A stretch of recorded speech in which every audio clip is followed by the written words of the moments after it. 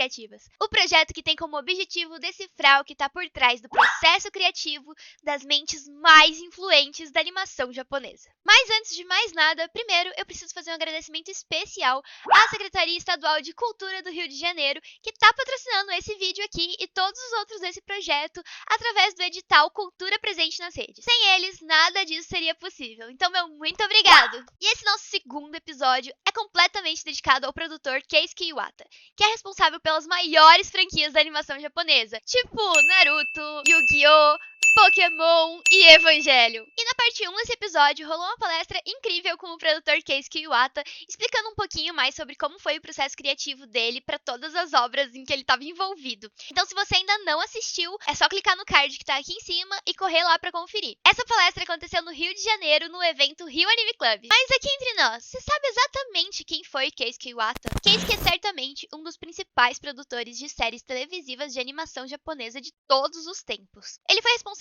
durante anos pela produção de séries de animação para um dos principais canais de televisão do Japão, a TV Tóquio. Esteve à frente de grandes animes dos anos 90 que certamente fizeram a cabeça de uma geração de fãs ao redor do mundo, principalmente aqui no Brasil. Quem aí não se lembra de Pokémon, Naruto, Yu-Gi-Oh!, Beyblade e Evangelion? Todas tiveram a assinatura da produção de Keisuke, que teve um papel fundamental no desenvolvimento e planejamento, não apenas supervisionando o conteúdo criativo das obras, mas também transformando esse conteúdo em produtos que instigam o consumo espontâneo entre o público infanto-juvenil. Afinal, quem nunca quis comprar uma carta de Yu-Gi-Oh! Ou Pokémon? E eu tenho certeza que na sua infância você também já teve uma Beyblade, ou uma kunai, ou uma bandana do Naruto. E o que muita gente não sabe é que a função de produtor vai muito além do planejamento. Ele é fundamental no controle criativo, e é por isso que Keisuke é inclusive considerado um dos pais do Pikachu.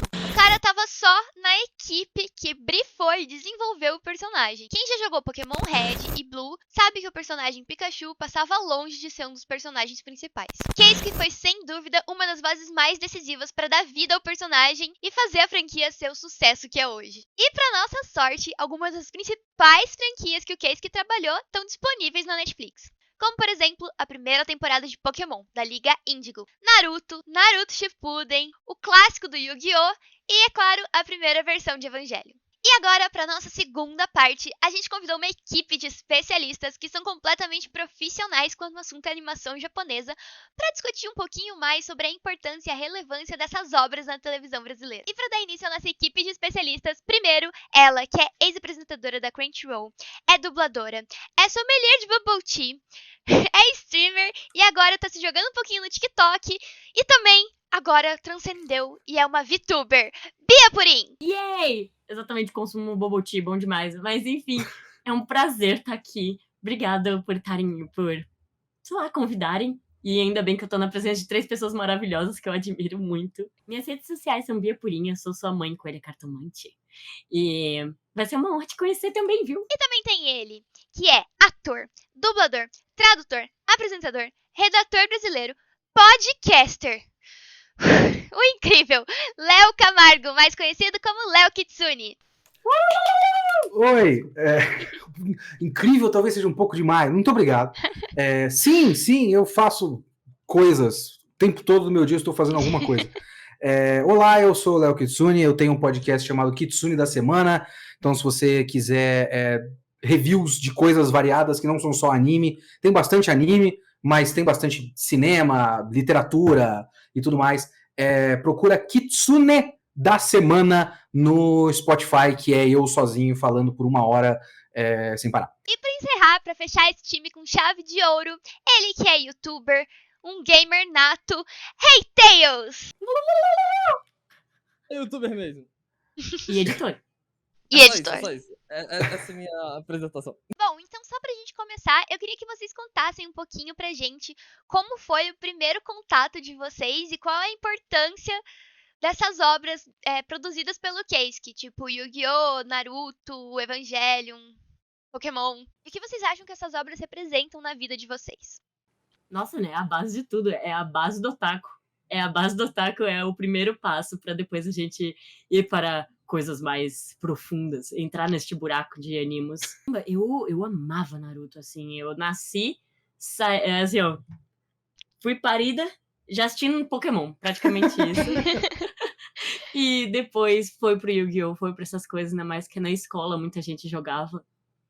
Então, é aquela coisa que sempre tá presente na nossa vida, de alguma forma, né? O complicado de falar dessas coisas de como você teve o primeiro contato é que aqui eu não sei a idade de todo mundo, mas o Tails, por exemplo, com certeza é muito mais jovem do que eu, e a Purinha, agora que é uma VTuber, é um ser atemporal. Ela existe além da ideia de Transcendente. tempo e espaço. Então, eu não sei. Você pegou manchete, Bia? Ou não? Nossa, não, foi o final, assim. Então, é muito engraçado porque hoje, quando eu falo que eu peguei manchete, parece que eu sou muito velho. Tipo, Cavaleiros foi o que abriu tudo. Aí teve mais um monte de outra coisa depois disso. E aí teve a época do Pokémon. Pokémon eu peguei na época da Record e era uma das minhas primeiras manias. Assim. O Pokémon, cada um dessas obras tem uma importância diferente pra mim, né? Assim como o Cavaleiros fez com que eu começasse a ver mais anime e saber o que é anime, saber que as coisas do Japão são um pouco diferentes do resto e tal. O Pokémon, curiosamente, é muito importante para uma parte específica da minha carreira, que Pokémon é importante para eu aprender inglês. Quando saiu o Pokémon, pequena história besta aqui, gente. Quando saiu o Pokémon, saiu numa revista que eu acho que era Nintendo World, um posterzão com todos os ataques, todos os 150 e todos os ataques do jogo. Aí eu peguei e eu queria entender o que era aqueles negócios. Então era eu pegando aquele negócio com o dicionário do lado e aprendendo um monte de verbo de ação, né? Tackle, scratch, growl. Nossa, palavras que você não vê por aí. O Yu-Gi-Oh! Tem pouco contato. Então é realmente uma questão geracional. Eu tô até curioso pra saber do Tails, qual é o primeiro anime que ele assistiu? Então, o primeiro... Só pra sentir meu cabelo caindo, pode falar. Não, eu sou mais novo, mas eu peguei todos esses. Eu tenho 23 anos, mas eu peguei todos esses. Eu peguei Cavaleiros, eu peguei Pokémon, eu peguei Yu-Gi-Oh!, peguei tudo. E eu gostava muito mais de Pokémon antigamente do que hoje em dia, né? Eu acho que tiveram alguns que envelheceram melhor com a gente, tipo Evangelion, veio bem depois, claro, mas...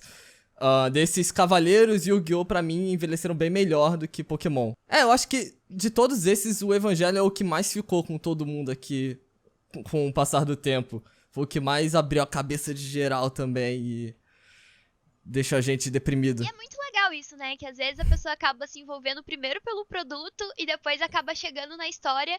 E mais legal ainda quando as histórias são super relevantes e tratam de temas que, mesmo sendo antigos, ainda são super atuais. Eu gosto de usar Evangelion como exemplo, porque apesar de ser um futuro distópico que já é o nosso passado, Sim. que foi em 2015, ele mostra como a sociedade acabou destruindo o mundo e tendo que se reinventar e recriar uma nova forma de viver para poder realmente sobreviver no mundo que eles mesmos destruíram, né? O que é completamente atual se a gente for pensar no cenário político mundial, né? Mano, eu sempre levo em mente um negócio que o Kitsune falou. Você falou pra mim e eu nunca tinha visto essa ideia que era: você sempre vai se identificar com um personagem de Evangelho dependendo da sua fase da vida. Eu gosto de dizer que qualquer coisa, em algum momento, tudo volta para 3 coisas: Evangelion, Chaves e Racionais. Bom, e a gente sabe também que os animes têm uma roupagem super comercial, porque eles vendem muitos produtos, né? Muitas coisas relacionadas. Basicamente, é só ter o nome do anime escrito lá que a gente já quer comprar. Isso acaba afetando, de certa forma, as histórias para deixar aquela história muito comercial. Eu queria saber, na opinião de vocês, o quanto isso é positivo e como isso pode ser negativo pro conteúdo de uma forma geral. Mano, eu acho divino, eu sou fã e quero ter tudo dos personagens que eu amo, sabe? Gotta catch them all. Exatamente, gotta catch them all. E, por exemplo, uma curiosidade até...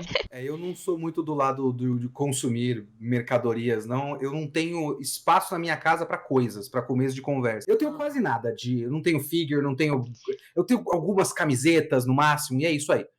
Mas eu tenho 2 Gunplas, né? Se vocês não conhecem Gunpla, que aqui se é pra gente falar de produtos, daqui a pouco eu vou entrar em Gundam aqui para vocês, porque é muito interessante.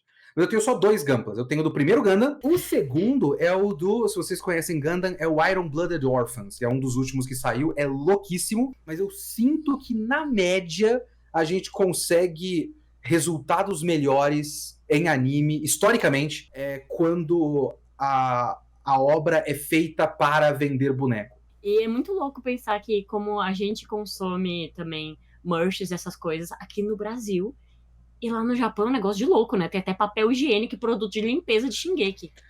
Nossa, eu preciso de um. Eu lembro de uma época que alguém fez uns vídeos aí, uma youtuber americana, que fez um vídeo brincando que dava pra você passar um dia inteiro apenas consumindo produtos Fate. Você toma sua água no seu cálice sagrado de Fate Stay Night. E as coisas não chegam aqui, né? Aí Mas- tem um outro... Ainda bem. Como eu já trabalhei na Crunchyroll, eu sei que licenciamento é um negócio que você fica tipo, Eu trabalhei na JBC. Quando eu trabalhei na JBC, publica mangá e tudo mais, eu trabalhei de 2013 a 2015. Eu lembro, por exemplo, de um caso que... Eu vou tentar ser genérico, mas talvez as pessoas vão conseguir ligar os pontos e saber do que eu tô falando. Mas eu não vou revelar de qual título que é, porque eu acho que pode pegar mal. Mas era um título que ia ter uma versão pro cinema. E a gente queria colocar uma faixa, sabe aquele papelzinho em volta do mangá? Veio uma ordem de cima pra baixo do Japão falando: não queremos nenhuma relação com esse filme. Mas existia um pensamento de que não dá pra você levar nada pro Brasil, porque o Brasil é país de pirataria. Eu trabalhei um tempo no canal da Loading, falecido canal da Loading, e eu via muito o negócio de licenciamento dos animes pra passar na televisão, e tinha uns animes que eles consideravam AAA, né? Anime de alto nível, de licença caríssima, que eu achava que não era. Um exemplo que eu posso dar é Steins Gate. Steins Gate eu achei que era um anime barato, porque, obviamente, você vai pensar que, tipo, Kimetsu no Yaiba é caro, Dragon Ball é caro. Steins Gate é tão caro quanto. É difícil você comprar uma licença dessa. A quantidade de gente que cresceu vendo Naruto no SBT e hoje é, tipo, fã casual à distância, mas gosta. Então, com certeza vai comprar uma camiseta porque gostou da camiseta e não necessariamente porque é um hiper fã. É difícil. Essa questão do licenciamento, de trazer coisa pra cá, é um pouco complicada por conta até do histórico, né? Tipo, o que realmente faz sucesso historicamente é o que passou na televisão. A televisão não quer passar mais nada. O canal que eu trabalhei não existe mais, por exemplo. Sobre o consumismo.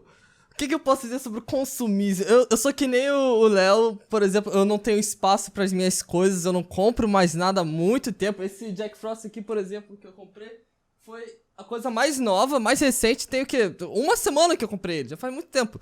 Então, tipo, eu não sou que nem... É uma semana que eu comprei, faz muito tempo. Eu tenho que mostrar, a Bia vai concordar comigo aqui agora.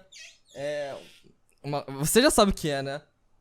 É uma coisa que reflete totalmente o assunto consumismo, comprar coisas inúteis de anime, principalmente, e que vai mexer muito com a minha imagem aqui agora nesse debate, mas você também sabe, Magia. Eu tenho uma calcinha do Kirby.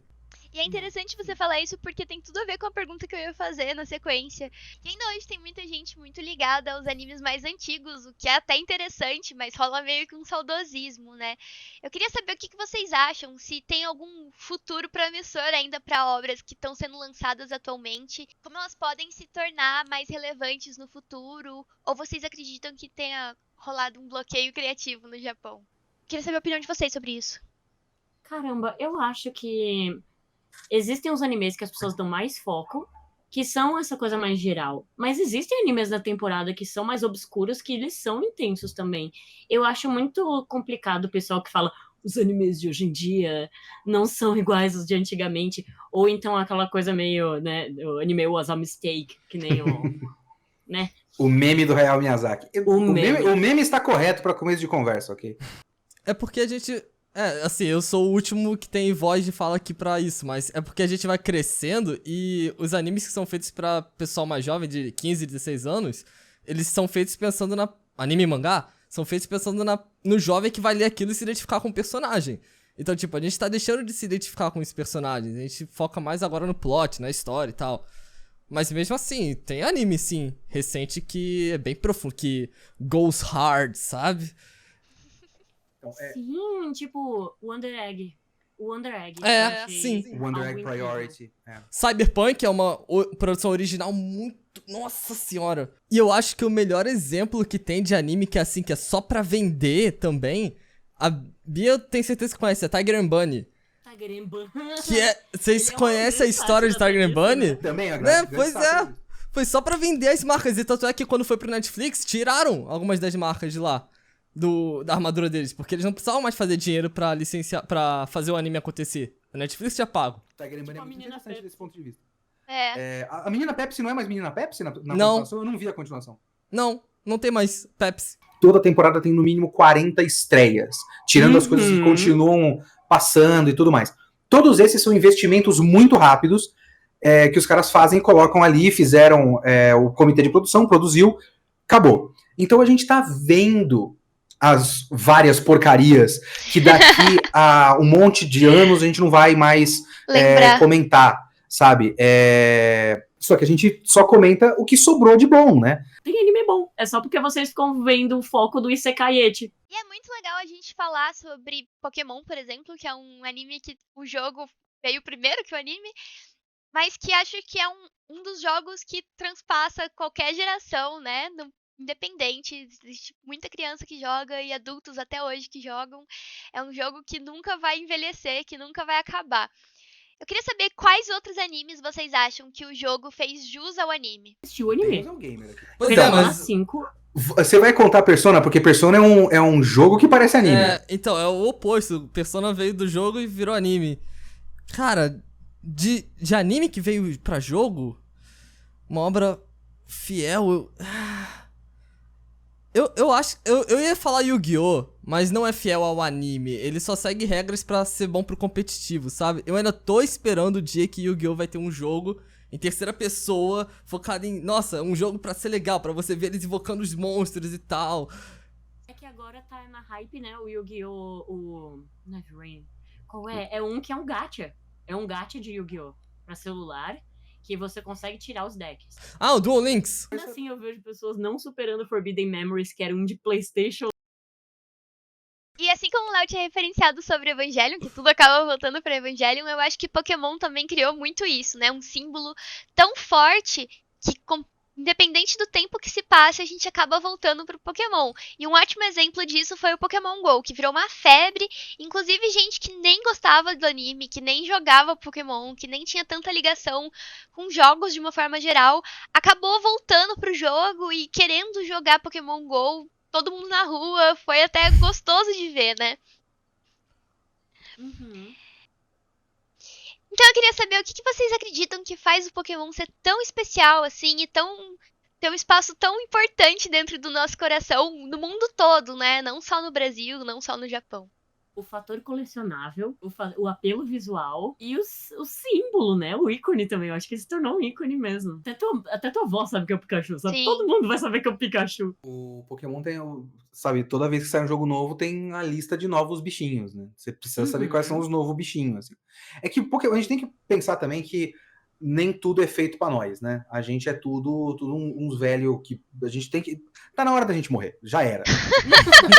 Mais do que passou na hora, eu não aguento mais. Não, pelo amor de Deus, não, a gente tem que durar, sabe por quê? Porque eu quero conseguir uns 5 estrelas no Genshin. Você entende? É verdade, tem. Pra gente ver os animes que vai ter por aí. É verdade. Essa é a motivação. A gente tem que lembrar que as coisas que mais fazem dinheiro é coisa pra criança.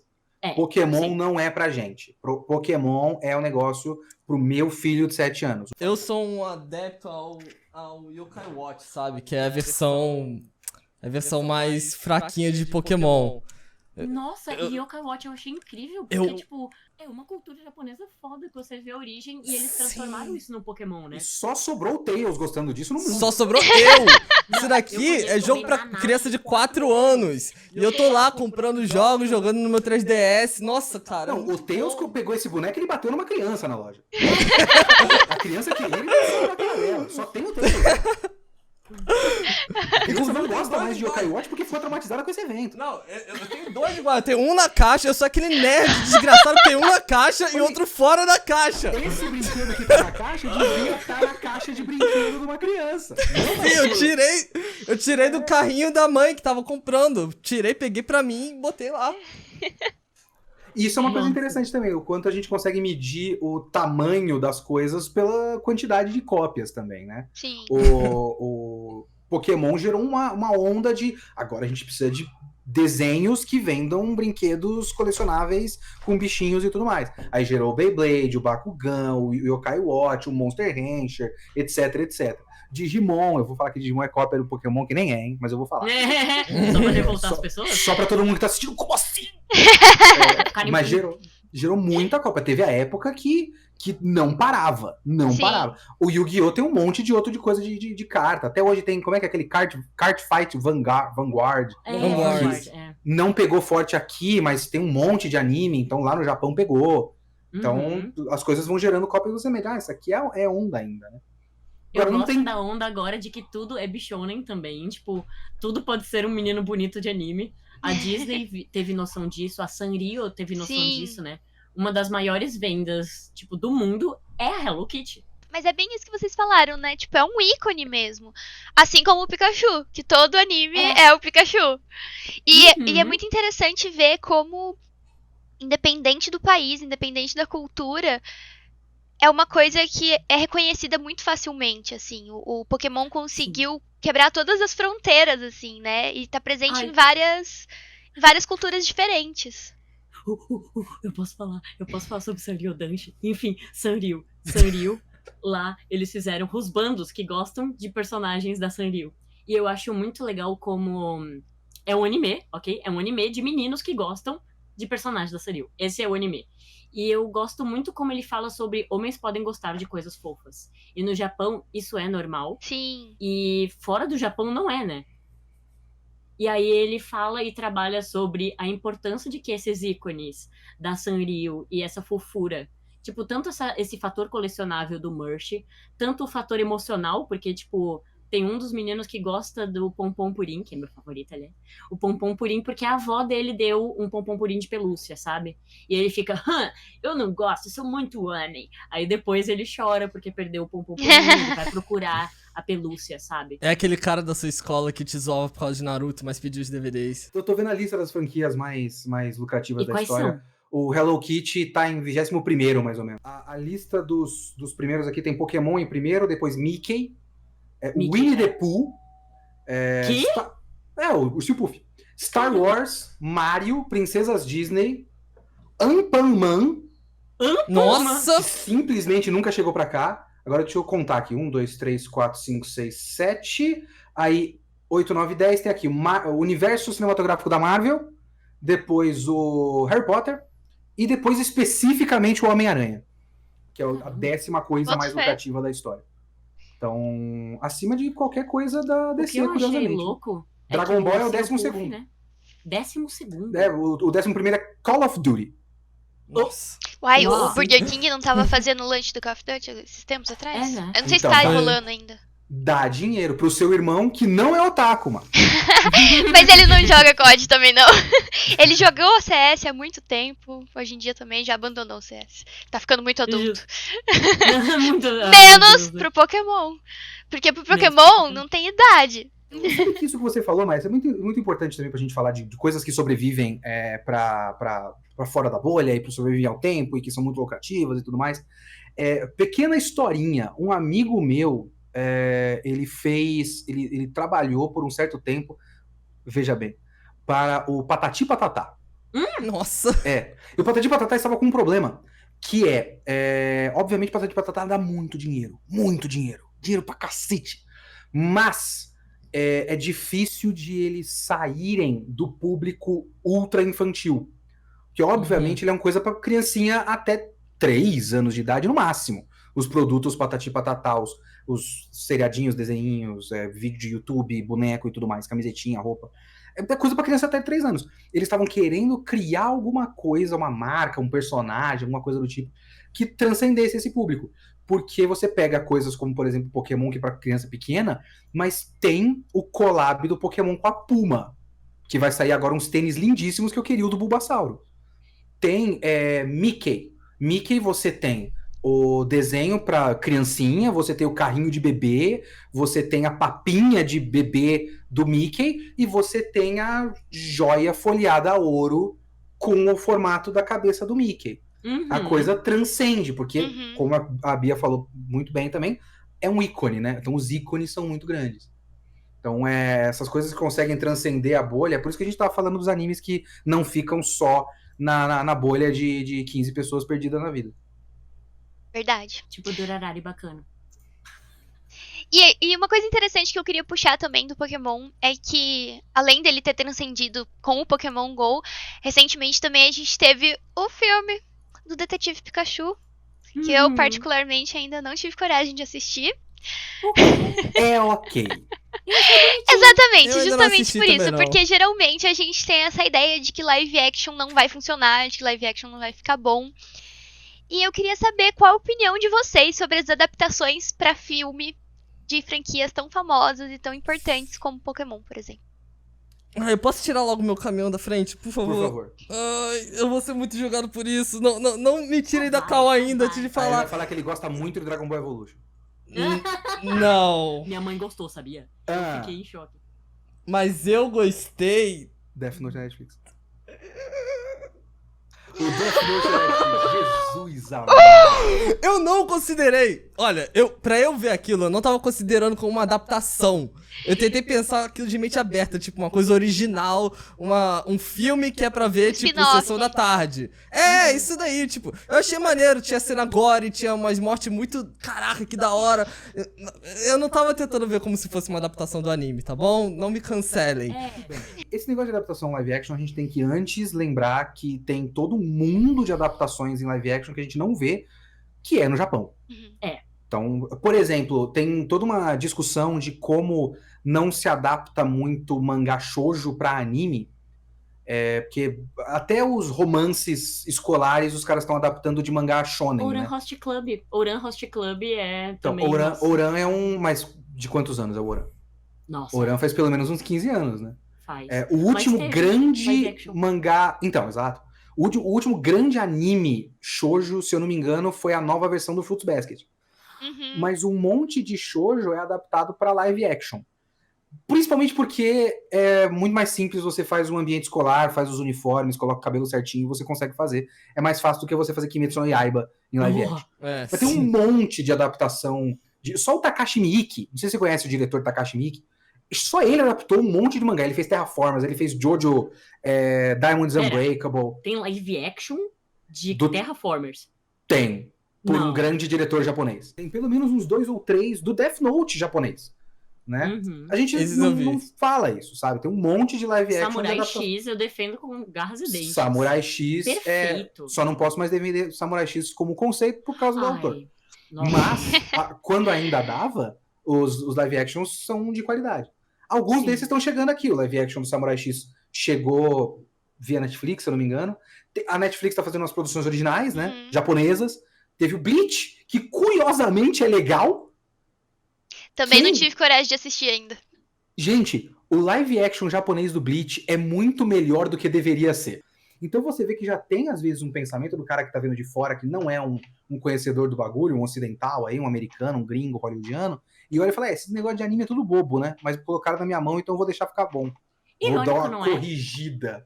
Irônico, negócio. porque Perfect Blue e Cisne Negro é a mesma coisa. Então, quando é pra se inspirar e fazer uma coisa... Eu até prefiro que façam isso. Porque tanto Cisne Blue... Cisne Blue e Tanto Perfect Cisne Negro. Negro quanto Perfect Blue são ótimos filmes separadamente. Mas exatamente. Tipo, Mas são muito, no mínimo, inspirados um no outro. Eu tenho ou aquele que também é muito parecido com Páprica. Inception. Inception. Eu sempre tenho bastante receio de adaptação hollywoodiana de anime e mangá. Sempre tenho. Tá pra sair alguma hora um Gundam americano. Saiu não? Aquele. Não meu é o Deus. Pacific Rim. Isso! Nossa, Não, eu não, soube não. que eu ia falar, menino. Porque é o que falam muito tanto de Gundam quanto Evangelion, né? Comparam muito. Mas o Pacific Rim é o álbum original. Vai sair literalmente um filme live action americano Gundam. Ó. com o Licenciado, com o nome, com o design do robô, com arte conceitual e tal. Mas eu acho que o lado mais interessante pra mim dessas discussões são que o otaku, pelo menos a minha avaliação de sociologia de boteco aqui, o otaku, ele é um bicho muito carente. Ele é um bicho que precisa muito de validação. A gente precisa de muita validação. Você quer um fenômeno que é muito curioso? Jojo saiu na Crunchyroll, ou seja, Jojo é oficialmente licenciado para ser transmitido em streaming no Brasil desde o primeiro episódio pela Crunchyroll em 2012, eu acho. Então, sempre teve. Se você quer assistir Jojo, tem um serviço que você pode assinar. Quando o Jojo chegou na Netflix, caralho, de ódio no Brasil! Tipo, 6 anos depois. Aham. Por quê? Porque Netflix Pia de novo. de todos. Mas é isso, é um fenômeno que é histórico, acontece o tempo todo. Um monte de anime que já tem na Crunchyroll, quando vai entrar na Netflix, parece que finalmente virou oficial. Porque Netflix é um serviço que todo mundo tem em casa, supostamente, né? Todo mundo, pessoas com certo poder aquisitivo e internet, né? O Brasil é muito grande. Mas muita gente, a maior parte das pessoas, se tem um serviço, normalmente é a Netflix. Então, quando sai alguma coisa de anime pela Netflix, parece muito mais oficial do que o só do serviço de anime. O live action hollywoodiano, ele é meio que a oficialização final, assim, o estágio final de finalmente fomos aceitos.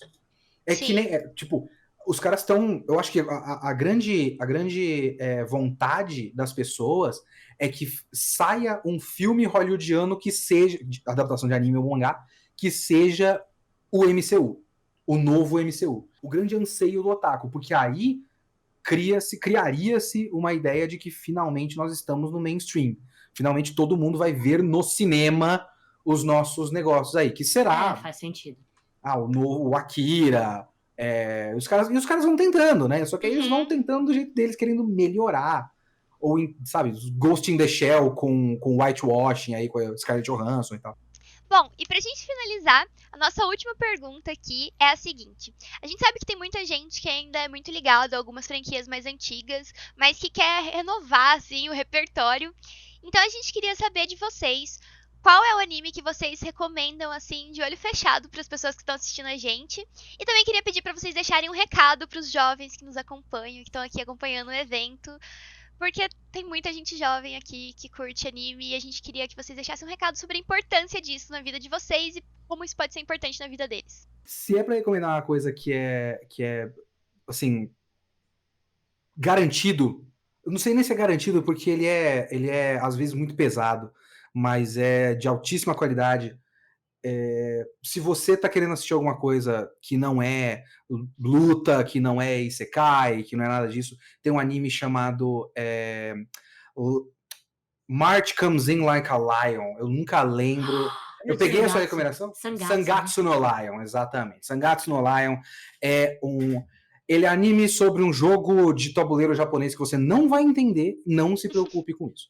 Ele é sobre realmente a ansiedade, sobre ansiedade social, sobre problemas interpessoais, problemas psicológicos, muito também sobre até se aceitar e aceitar o quanto você pode influenciar na vida do outro e o quanto a pessoa pode influenciar na sua vida também, porque tudo volta para Evangelion, isso é o final do Evangelion, mas enfim.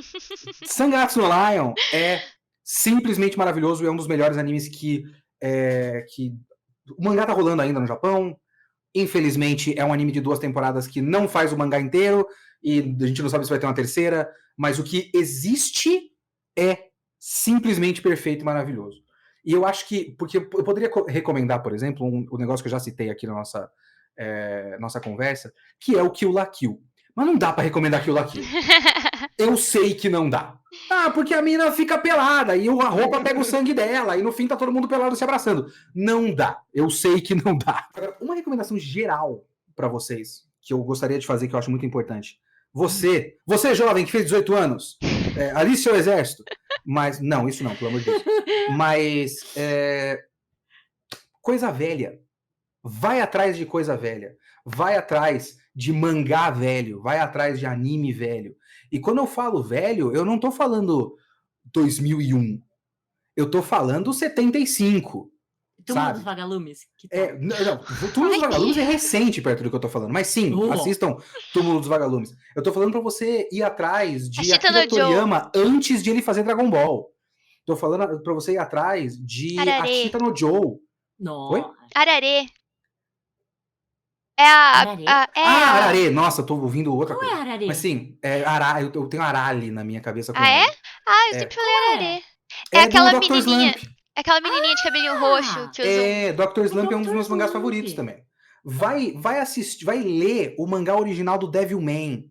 Vai ler um pouco de Tezuka, vai ler Rosa de Versalhes, vai atrás de um pouco da história do mangá e do anime para entender como a gente chegou onde a gente chegou, sabe? E conseguir ter um conhecimento um pouco mais global do fenômeno. E estuda o fenômeno como um todo, sabe? Tenta ver um pouquinho além da caixa, tipo, tenta ver, tá, tem um monte de isekai. Por que tem um monte de isekai? Por que esses isekais são assim? O que é o Japão hoje e o que é a internet do Japão hoje para gerar a onda de isekai? Sabe esse tipo de coisa? Essas coisas são bastante interessantes. foi um dos primeiros isekais. Tipo isso. Então, vão atrás de coisa velha que eu acho que vai enriquecer bastante sua experiência no geral. E tem muita coisa que a gente não fala direito, não discute com frequência. Tipo, só o Hayao Miyazaki ou o Ghibli, por exemplo, que a gente fala de 2 ou 3 filmes do cara, mas o cara tem uma filmografia tão extensa, tão boa. Vão atrás de coisa velha. Essa é a minha dica pra vocês. Tá bem. Agora, eu ia recomendar um muito fácil de acertar, tipo... o santo grau dos animes clássicos, assim, só que é de lutinha também, que é Fullmetal.